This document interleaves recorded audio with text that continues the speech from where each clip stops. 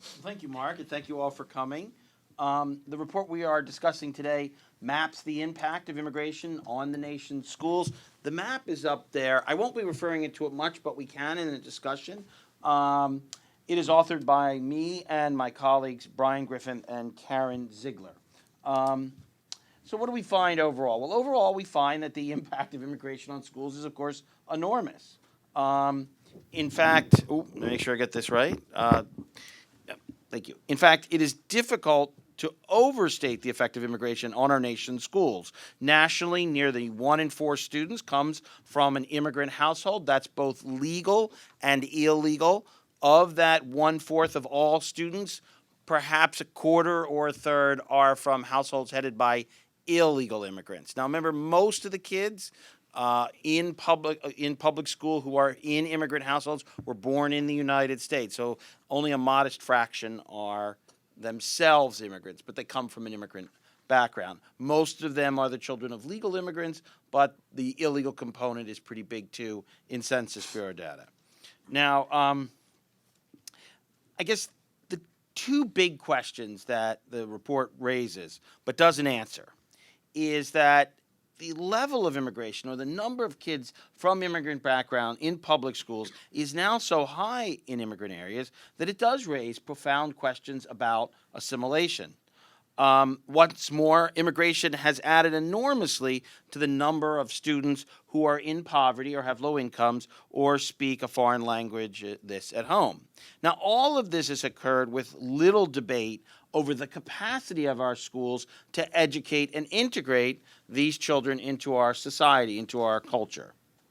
So, how do these numbers of about a fourth now compare to the past? Well, as recently as 1980, just 7% of public school students were from immigrant households. And in high immigrant states, the growth has been really extraordinary. Let me give you just a couple quick examples. In a place like Nevada, between 1980 and 2015, it grew from 8% of public school students from immigrant households to 35%. In New Jersey, it's gone from 11 to 34%. In Texas, it went from 10 to 31%. And even in areas like Kansas or Minnesota that you don't normally think of as being heavy areas of immigrant settlement, the impact has been enormous. Now, as large as the growth at the state level has been, the local impact has been truly astonishing. The Census Bureau divides the nations into what is called public use micro areas, each containing about 20,000 public school students in that area. It covers about 6 to 10, very roughly, high schools on average in one of these public use micro areas. Now, just 700 of the nation's Pumas account for about 2/3 of all kids from immigrant households. There are about 2,400 Pumas total, but these 700 have a very heavy concentration there. There, the majority of kids on overall is from immigrant households. I'll give you a couple quick examples of how big some of the numbers can be. In North Hialeah City, which is near Miami, 93% of the kids in public school are from an immigrant household. In Annandale, Virginia, right nearby here, 78% of kids in public school are from immigrant households. In these 700 immigrant-heavy Pumas, these census areas, one sending country typically, but not always, predominates. On average, the top sending country accounts for about 52% of public school students are in a household headed by an immigrant from there. So not only are these kids from immigrant backgrounds going in areas where there are lots of other kids from immigrant backgrounds, but they're not as diverse, or the immigrant population is not as diverse as you might think. One country often, though not always, predominates. Now, another finding is that immigration doesn't just add to the number of kids in school, of course, but it also adds to the population of kids who might be seen as at risk or disadvantaged.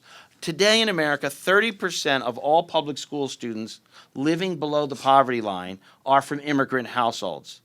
In some states, of course, it's a lot higher.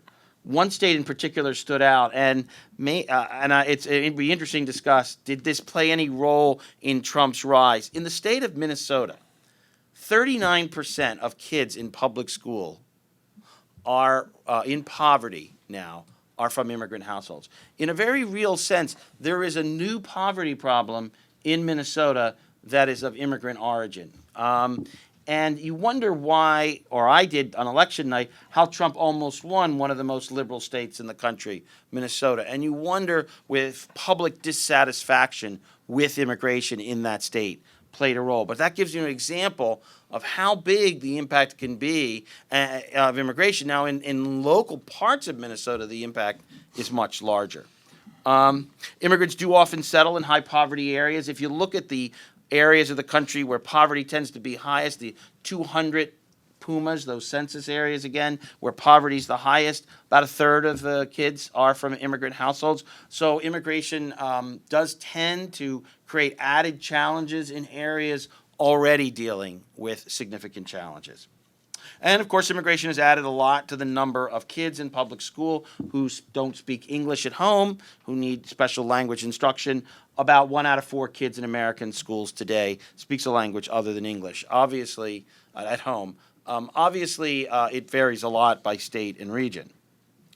The other thing about immigration that's important to remember is that immigrant households, while there are many very successful and very high-income immigrant families in the United States, a very large fraction have low incomes, as they said, are in poverty. On average, the median income of immigrant households is lower, about 9% lower than the median income of native households. So not dramatically so. There tends to be more earners in immigrant households, but immigrants have a lot more kids in public school on average.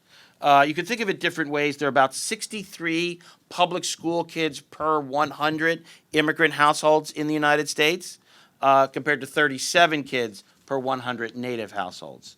So immigrant households are a good deal larger, about 69% more kids in public school on average than the immigrant households, but they're poor on average. So what this means is that immigration often creates a very large increase in enrollment, a very large increase in enrollment of low-income children without a corresponding increase in the local tax base. And this is likely to create challenges and add to issues that the school system will face. And if the school system is already an area where it's struggling to meet the needs of kids from immigrant backgrounds, immigration can make that more difficult.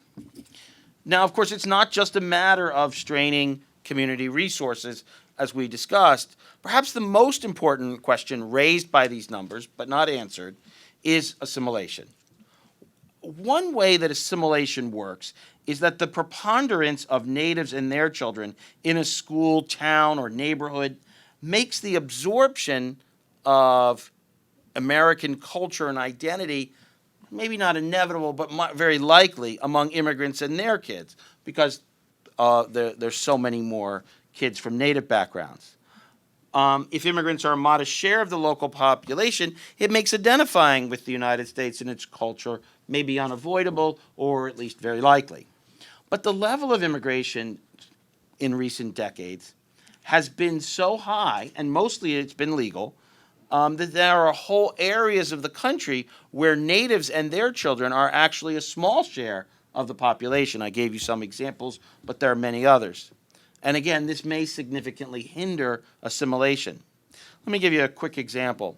Describing Santa Monica High School in California and the battle to reinstate the Pledge of Allegiance, the Los Angeles Times in January, this was a political battle that had occurred earlier, but in January of this year, the Los Angeles Times reporter wrote, the pledge was seen as widely viewed as a throwback to American patriotism that seemed outdated in the multicultural mashup of Los Angeles' West Side. Now, that's an interesting example of how educators who were hostile to bringing back, according to the article, the Pledge of Allegiance, but also the students themselves, they couldn't relate the way it's described in the article. They just were not interested. They didn't necessarily want to say it. They chatted amongst themselves during that time. The pledge was just seen as out of place and anachronistic. Now, of course, it's reasonable to point out that America can be strongly argued to have said to have successfully assimilated the descendants of immigrants during the last Great Wave, 1880 to 1920. However, a lot has changed since then.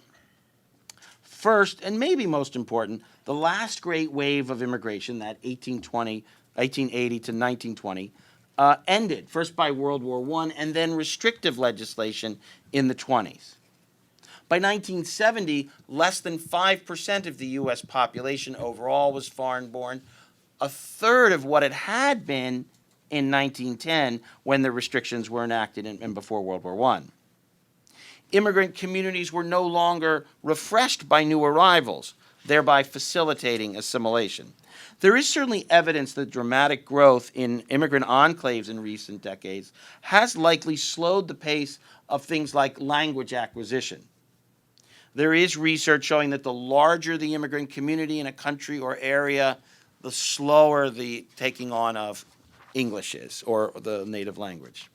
At present, immigrants represent about 13.5% of the total U.S. population. Now, that is the highest percentage in 100 years.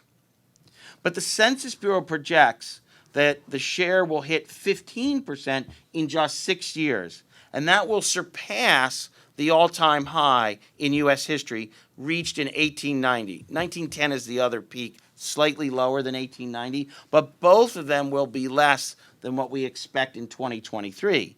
Perhaps most importantly, the share is projected to increase throughout much of this century without a change in policy.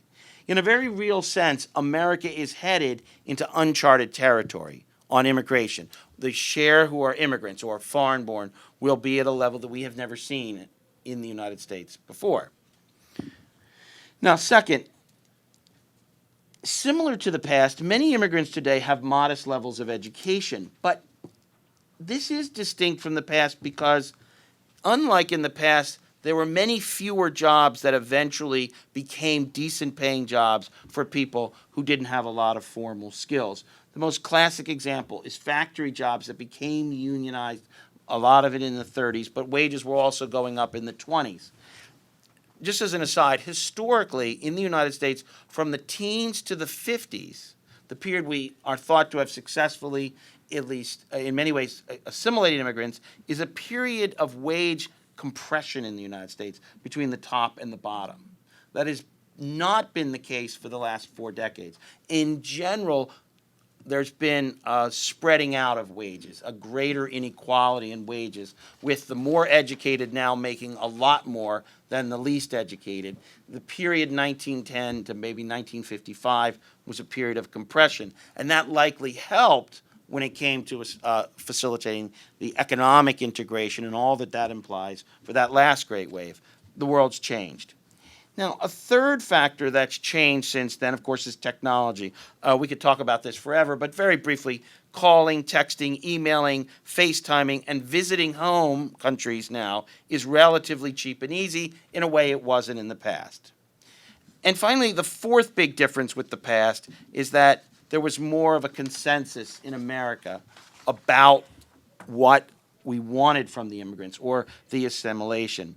Louis Brandeis, the Supreme Court Justice, in 1915 said, "Immigrants need to do more than just learn English and our manners. Immigrants," he said, quotation, "must be brought into complete harmony with our ideals and aspirations."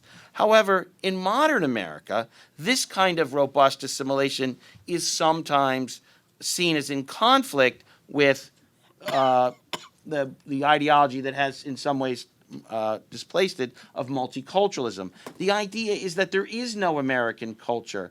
Immigrants and their descendants should retain their identity, and America should accommodate the new arrivals rather than the new arrivals largely accommodating themselves to American culture.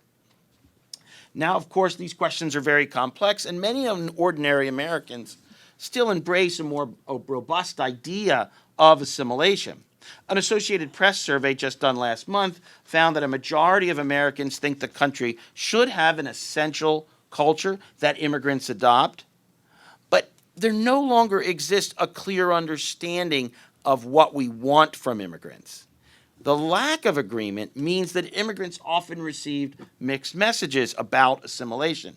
As my colleague Mark Krikorian argues, this greatly complicates assimilation and can lead to significant misunderstandings.